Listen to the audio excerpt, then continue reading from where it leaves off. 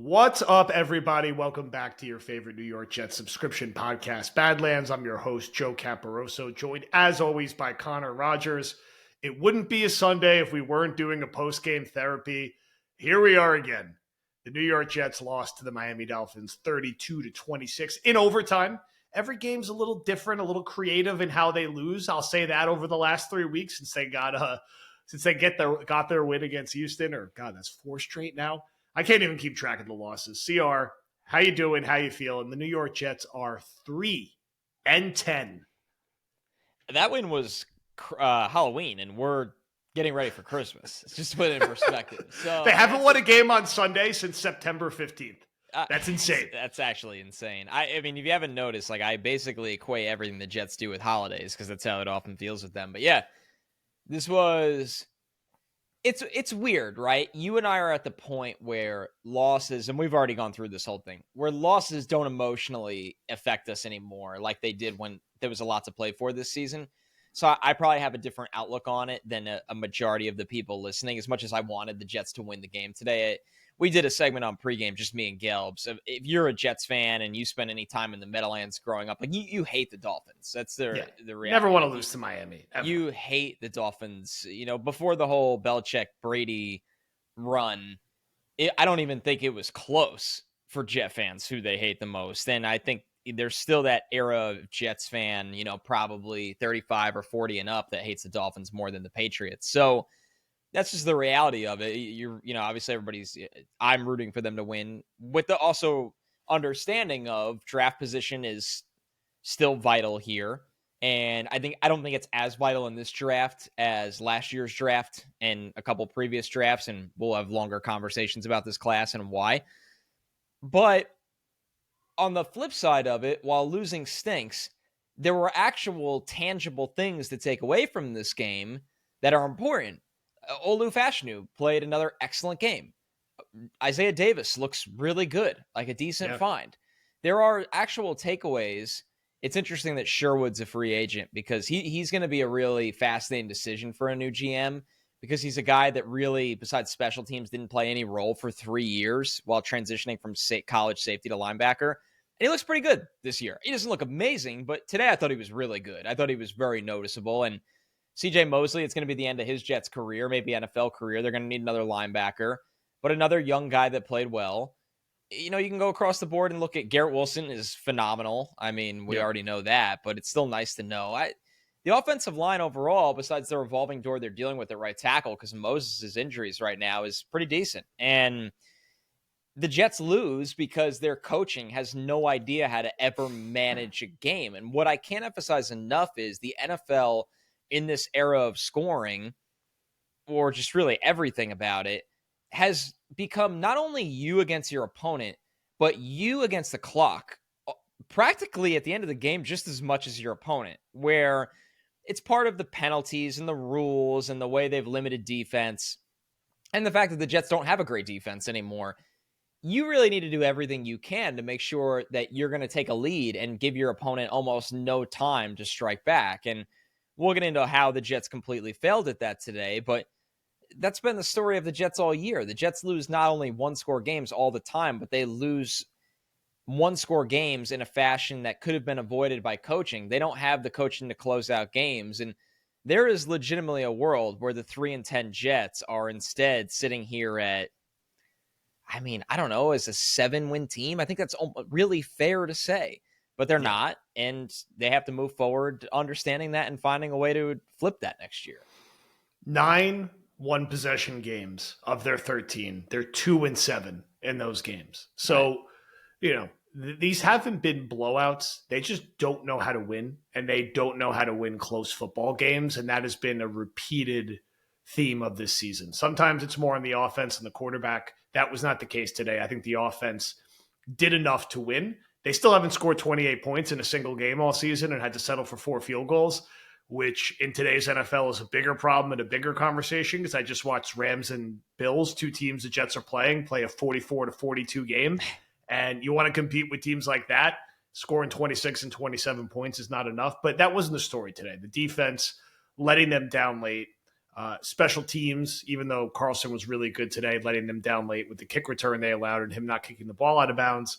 And the coaching, just horrific game management all around from the coaches, from the players.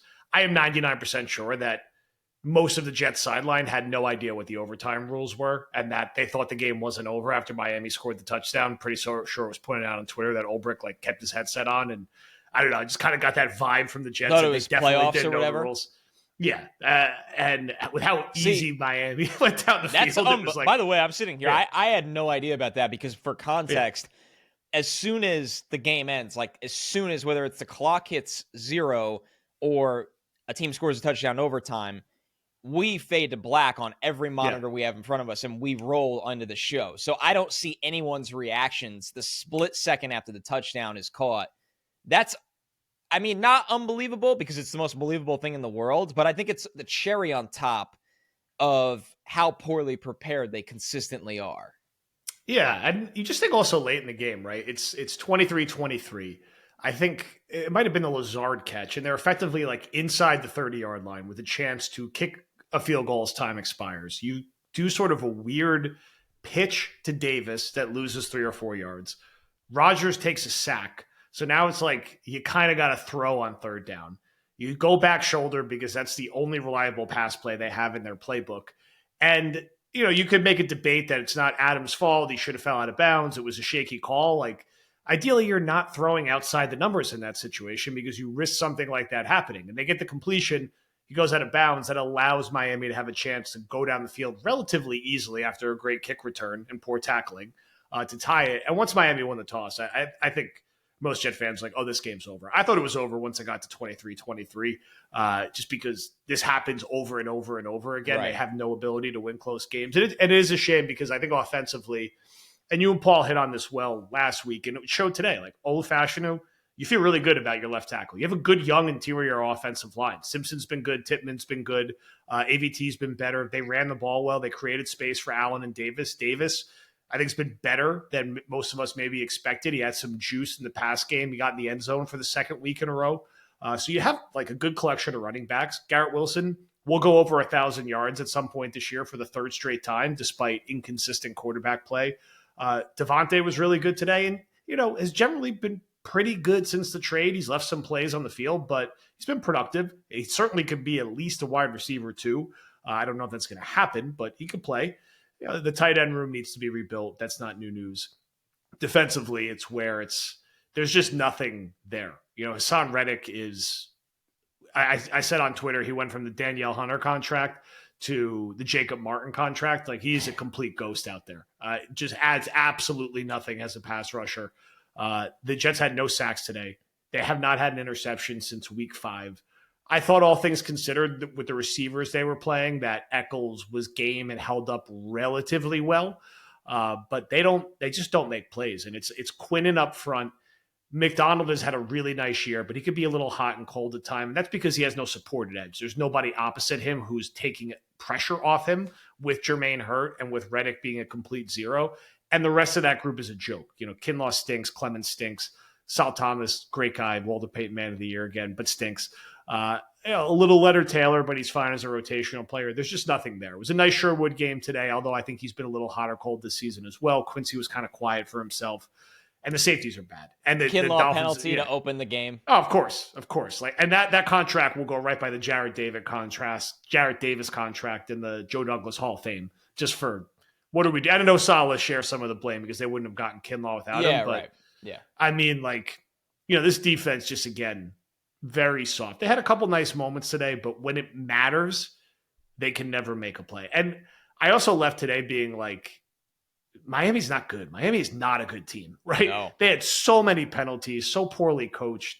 You know, they got it together late and eke out a win against a really bad Jets team. They're not going anywhere of consequence, I think. And the Jets, it's like they played one of their best offensive games of the year, and it's still not enough to beat a team that is going to go 7-10 this year and is not really close to contending based on what I saw today. So it's just another one to add in the column. But now there's only 4 games left, and we're going into Tank Bowl week. It feels like every couple of years the Jets and Jags play a huge tank game with ramifications. And everyone is 3-10 right now, except for the Giants and the Raiders, who have a slight leg up at 2-11. But it's very bunched together, and the result of this game will be fascinating to see how it impacts everything. So if the Jets lose this game, I think they could very well go 3-14.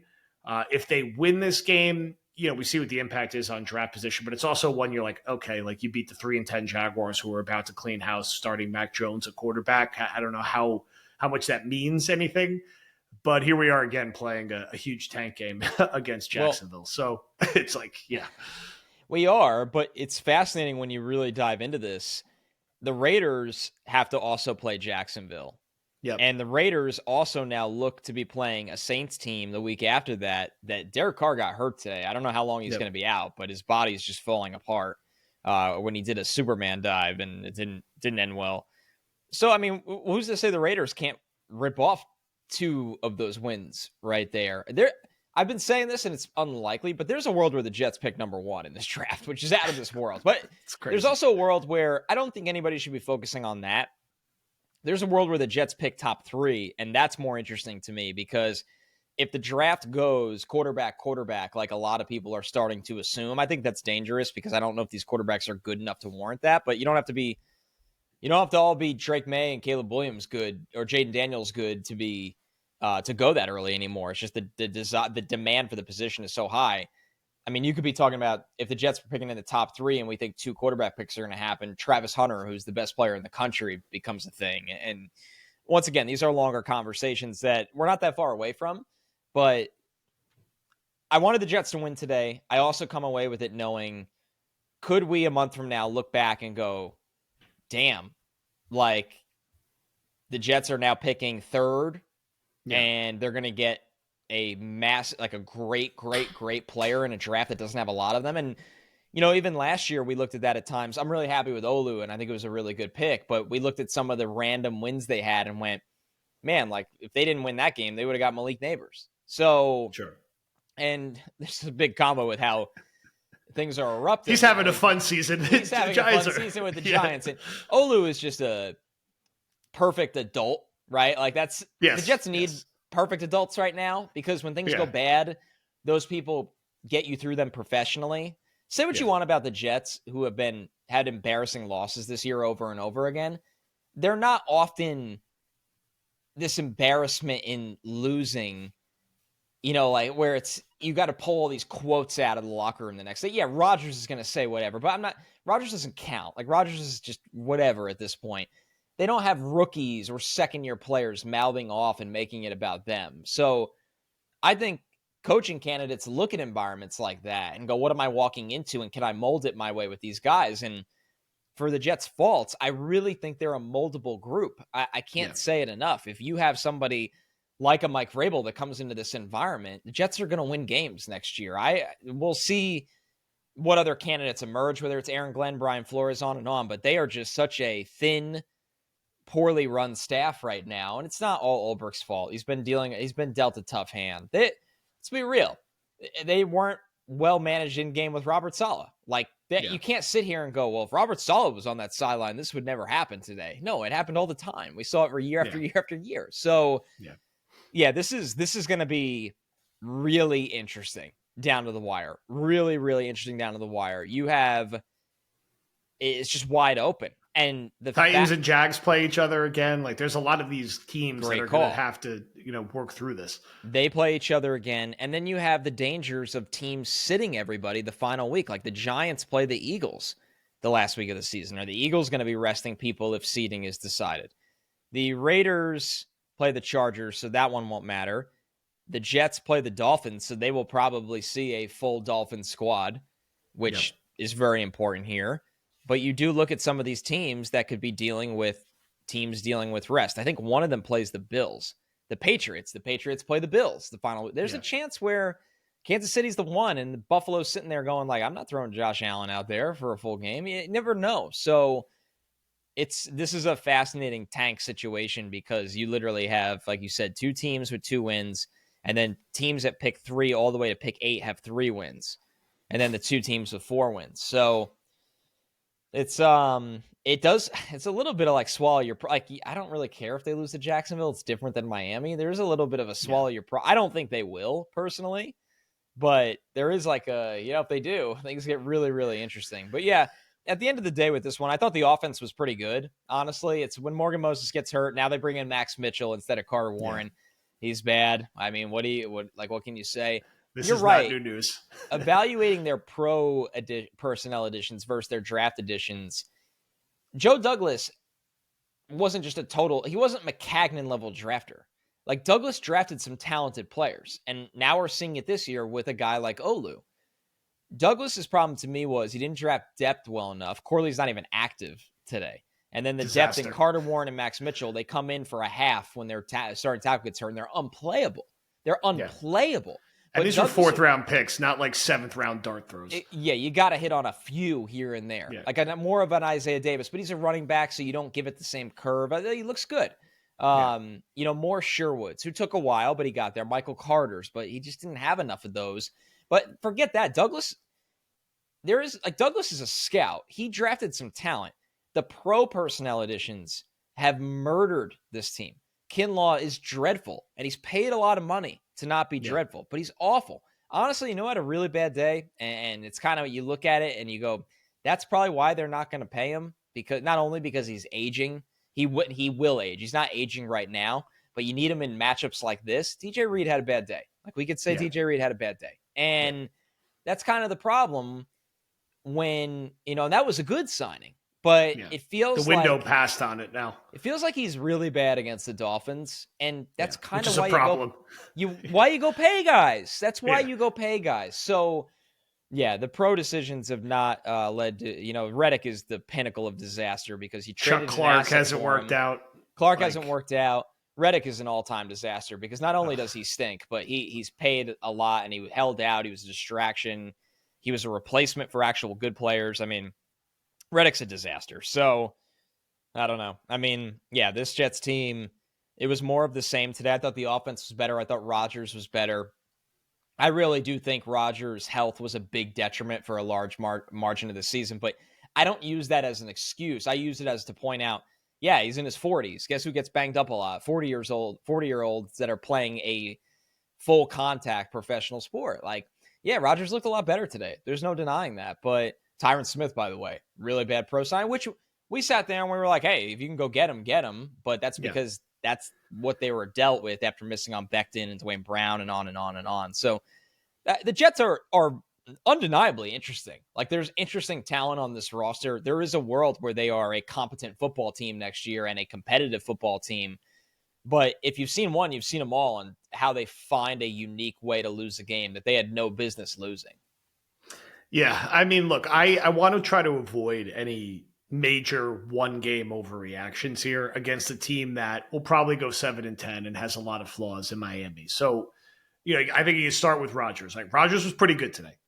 Finally broke his 300-yard streak. 330 yards, no turnovers, got them the field goal they needed late. Do it 5 games in a row, then it's a different conversation about the pros and cons of him being back next year, while also remembering he's going to be 41 into 42 next year. So he's likely to have nagging injuries and health issues and everything else that comes with it. So he was not the reason they lost today. I think he did leave some yards in the field, namely like the Garrett Wilson, who probably could have had 200 yards receiving today and a touchdown if there was a little more accuracy. I don't want to be a jerk and nitpick there. He was fine today. And if Rodgers played like that. To be fair, the Ruckert drop. Yes. And even there's also yards left on the field that weren't his fault. Ruckert is, I've been calling him Ben Hartsock. But he's not even Ben Hartsock yet. Well, no, he's gotten worse. That's the problem. Yeah. Like Ruckert, you saw flashes the first 2 years. Now he's just, it's a shame. We wanted Ruckert to work out, and the Jets tight end room needs to be blown up. Yeah, you need to be more dynamic at that position to compete in today's NFL. So again, let's see what happens with Rodgers when he's playing the Rams, when he's playing the Bills. And let's see, I'm still thinking he's not going to be back and, throwing for 300 yards and putting up 26 points in a loss to the 6-7 Dolphins kind of is like Zach Wilson having it's not apples to apples, but Zach Wilson had a great game late in 2021 against Tampa. He threw for 360 yards in a loss to the Lions late in 2022. Like these things happen late in the year. It's about doing it consistently over 5-6 games. There's also understandably, not shockingly, a lot of like, let's trade Brees Hall. Now we got to trade Brees Hall. I saw Yes.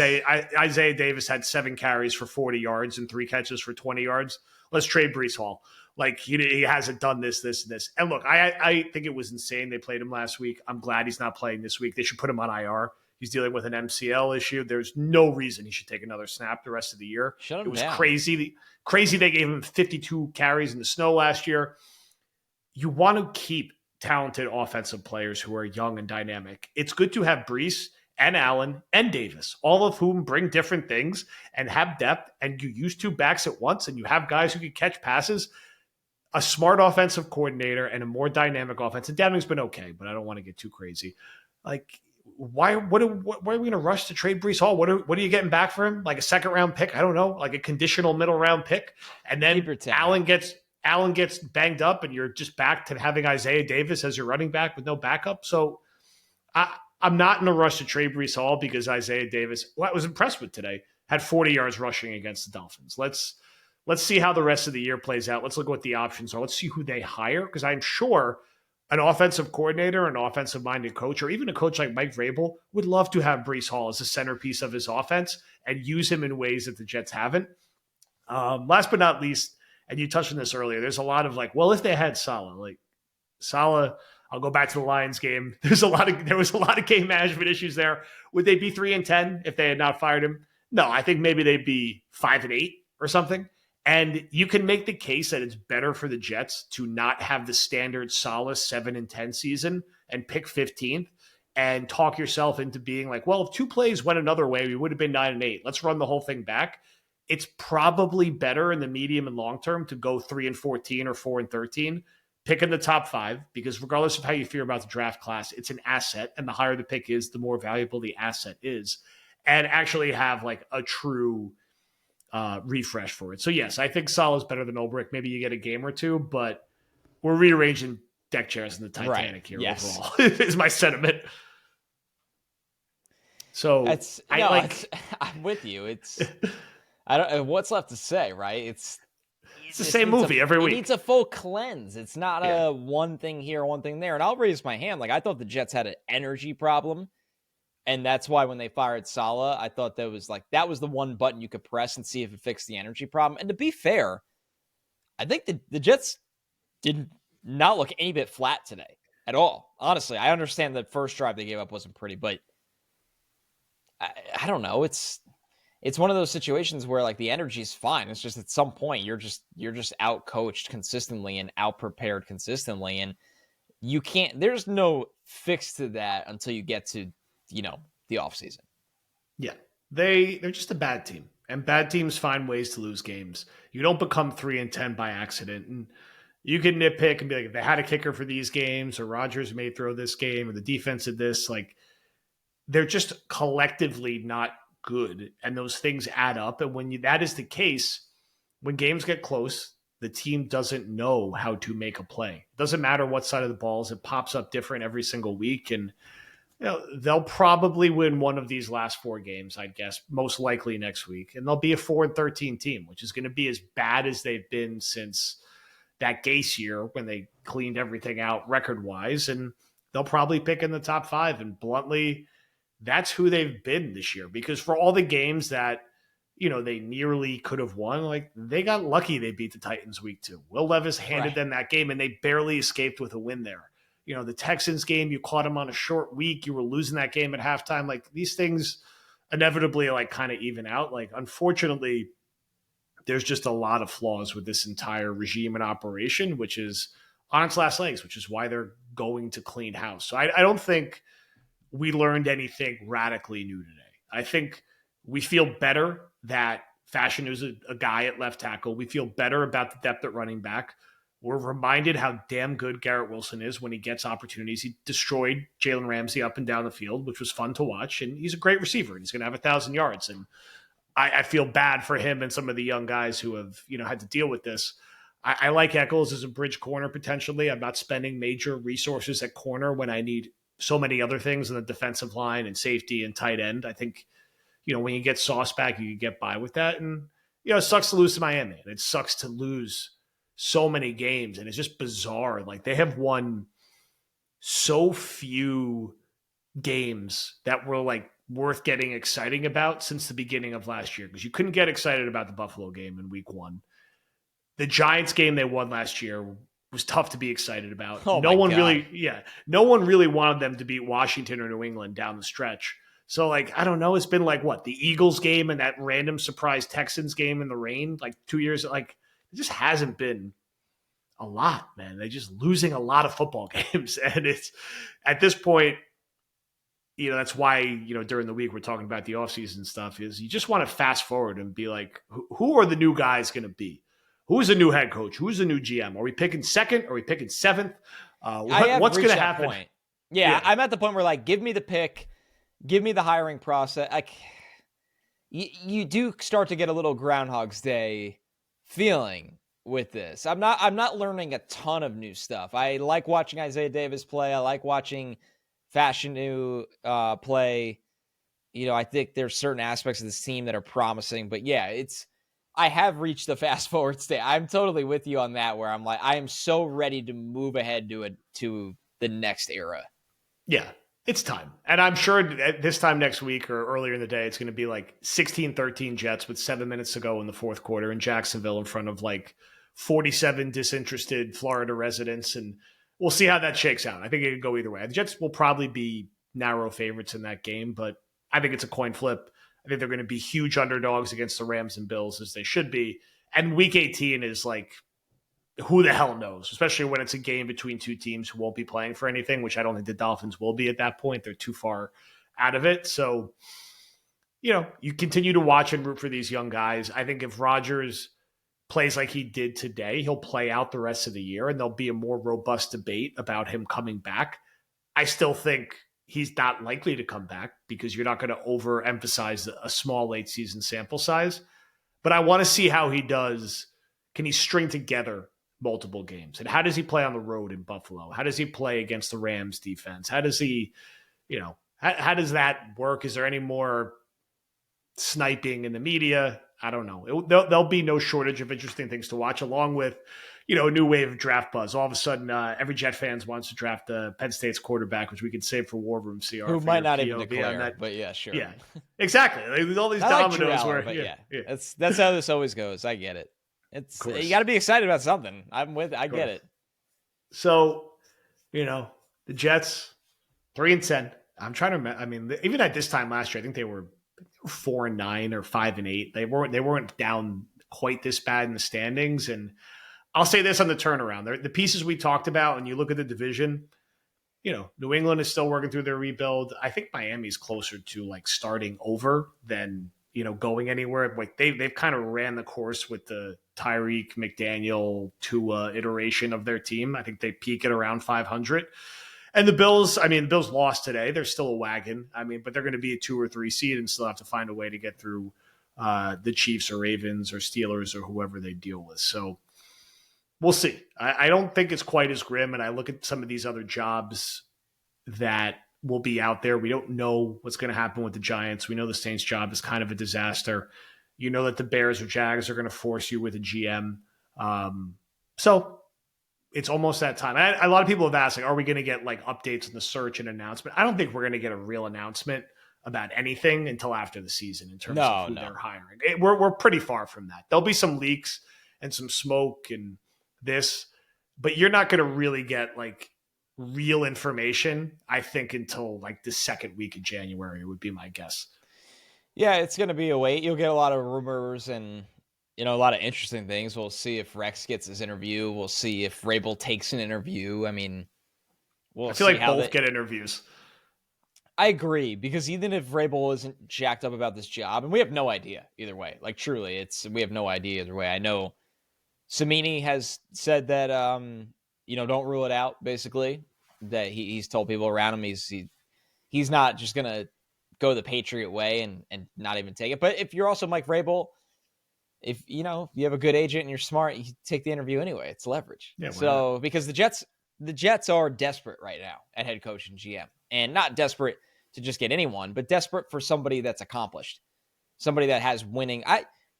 It feels like we just kind of know we can kind of read the tea leaves, kind of see that how the Johnsons are going to feel about this. They probably think, hey, we've invested a lot of money in this roster. Everybody's telling us that they should have won all these one-score games. This roster is good. We probably need somebody that has won before. And those people are hard to find because they're not often free agents in the coaching world. But, at the end of the day, we will see how much pull they truly have and if they can get a big fish, what we consider a big fish, and how that process goes. Do they hire a GM first no matter what? Do they just kind of scattershot this process? Like, there's really important layers that we don't know, and quite frankly, they don't know. That's why they did this so early, so they can figure out those things right now rather than, that day comes where the season ends and you're doing 900 things and things move too fast for you. So these are some of the reasons that they didn't fire Joe Douglas to embarrass him 8 weeks before his contract was up or whatever. They wanted him out of the building when they have these combos about who's replacing him. That's why that happens. Yeah. Get to work, 33rd team. It's you get a little bit of a head start, and I think it's a wide open process right now. If I had to, I'll close the pod and this will change every week up through the end of the season. If I had to bet today, I think narrowly, I would say the highest betting odds. I'm going to very randomly say Greenberg for GM, but it is a true toss up between all the names that you hear. And at head coach, I think they have a better chance of Vrabel than maybe we initially thought. Calling him the favorite maybe feels like a little strong for me. I think it's like him or Glenn, kind of like catch my eye potentially has the favorite. But, when we're talking favorites, there's like 5-6 guys who are all kind of clustered together. I have opinions on who I don't think it will be. I don't think it will be Ben Johnson. I don't think it will be Monken. I don't think it'll be Kingsbury. Same. I think they'll have a chance with Vrabel, and I do wonder if you could get sort of a combination, and I'm just wish casting here, where you feel like Vrabel has won as a head coach. He'll be very involved in the personnel side. Then you have a guy like Greenberg, who's more of a cap-centric guy who could clean up the void year mess, and does that flow together in any kind of way. I have no idea. And I don't think the Jets have any idea yet. It's just interesting to see what's starting to leak and not leak, including the Jets. And I don't know who's leaking this. It has to be ownership that they wouldn't hesitate in drafting a first-round quarterback this year if Rodgers came back. I feel like we're going to have a war of leaks upcoming. That was very odd. I mean, it could only be from ownership because nobody else is guaranteed to be here. Phil Savage isn't leaking right now. Phil Savage could hang on as a consultant. I'm sure the scouts have contracts that are. I would imagine plenty of them have contracts beyond this year. So yeah, any team could take a quarterback any year. We just saw the Falcons sign Kirk Cousins for a giant contract and wisely take Michael Penix because it's going to be Penix's time very soon. So we wouldn't rule it out. It could do a lot of things. So it's one of nothing surprises us at this point. No. All right. Thank everyone for listening. Normal schedule this week. You'll have another guys tomorrow, a flight plan tomorrow, a podcast from Connor and myself Tuesday, and a War Room Wednesday. Load up those questions. We will use the pod and War Room to talk more NFL draft coming out of the college games this past weekend and some of the other offseason chatter, along with the annual it feels like an annual Jets-Jaguars, massively important game for tank and draft position, not playoff position. Outside of the Strevler game, which I guess theoretically was for playoff position, but we try to erase that from the memory. Thank everyone for listening, and we will talk to you soon.